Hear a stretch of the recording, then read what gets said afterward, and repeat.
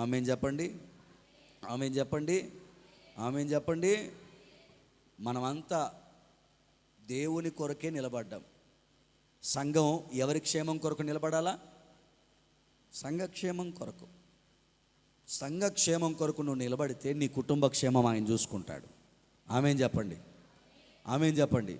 చాలామందికి రహస్యం తెలీదు. సంఘ క్షేమాన్ని నువ్వు పట్టించుకుంటే నీ ఇంటి క్షేమం దేవుడు పట్టించుకుంటాడు. ఈ రహస్యం చాలామందికి తెలీదు. వాళ్ళకి చెప్పండి, ముందు సంఘానికి ప్రాధాన్యత ఇవ్వండి. దేవుడు కూడా ఏమన్నారు? మొదట ఆయన రాజ్యాన్ని, ఆయన రాజ్యం ఎవరో కాదు మీరేనండి. ఆయన రాజ్యం ఎవరో కాదు సంఘమే. ఆయన రాజ్యం ఎవరో కాదు మీరే.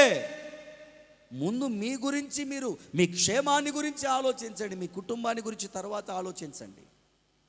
మీకు తెలియకుండానే ఆయన రాజ్యాన్ని మీరు వెతికినప్పుడు, ఆయన రాజ్య క్షేమం కొరకు మీరు పనిచేసినప్పుడు, ఆ రాజ్యమే సంఘం, ఆ సంఘ క్షేమం కొరకు మీ వంతు మీరు నిలబడినప్పుడు మీ కుటుంబ క్షేమం ఆయన చూసుకుంటారు.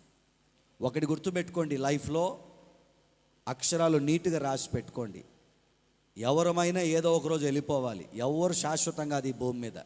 కానీ బ్రతికినంత కాలం తండ్రి కొరకు బ్రతికి వెళ్ళిపోదాం. దేవునికి స్తోత్రం. బ్రతికినంత కాలం ఆయన కొరకు, ఆయన రాజ్య క్షేమం కొరకు నిలబడదాం. మనకేం కావాలో అవన్నీ దేవుడిస్తాడు. ఈ భూమి మీద ఉన్న ఈ లైఫ్ని గురించి బైబిల్ ఏమంటుందో తెలుసా? ఇది నీడలాంటి జీవితం. ఏ జీవితం ఇది? నీడలాంటిది. అసలు ఒరిజినల్ లైఫ్ తర్వాత ఉంది. ఆ ఒరిజినల్ రావాలంటే ఈ భూమి మీద ఇది నీడలాంటిది. రెంటెడ్ హౌస్ మనం ఇప్పుడు ఉంటుంది. ఏ ఇల్లు? బాడుగ ఇల్లు. ఈ భూమి ఏ ఇల్లు అండి? చెప్పండి, ఏ ఇల్లు? బాడుగ ఇంట్లో ఉన్న వాళ్ళు ఏదో ఒకరోజు ఆడికి పోవాలా? సొంత ఇంటికి పోవాలా? పెద్ద పెద్ద వాళ్ళ దగ్గర నుండి చూసుకోండి. అందరు వెళ్ళిపోతున్నారే తప్ప ఉన్నారా? ఎవరు వెళ్ళిపోతారు? సొంత ఇల్లు వెళ్ళిపోతారా? ఎవరు వెళ్తారు? బాడుగ ఇండ్లు. మరి ఈ బాడుగ ఇంట్లో ఉన్న మనం సొంత ఇంటికి వెళ్ళేదాకా మన యజమానుని కొరకు, ఆయన రాజ్యక్షేమం కొరకే బ్రతుకుదుముగాక. ఆమేన్ చెప్పండి గట్టిగా. ఈ క్రమాలు చెప్తున్నాను, వాక్యానుసారంగా క్రమాలు. మిమ్మల్ని నేను మరొకటి ఏం అడుగుతున్నానంటే, మీరు నన్ను తిట్టుకోమాకండి, ఒక మాట చెప్తా, మీకు తెలియాలి కనుక.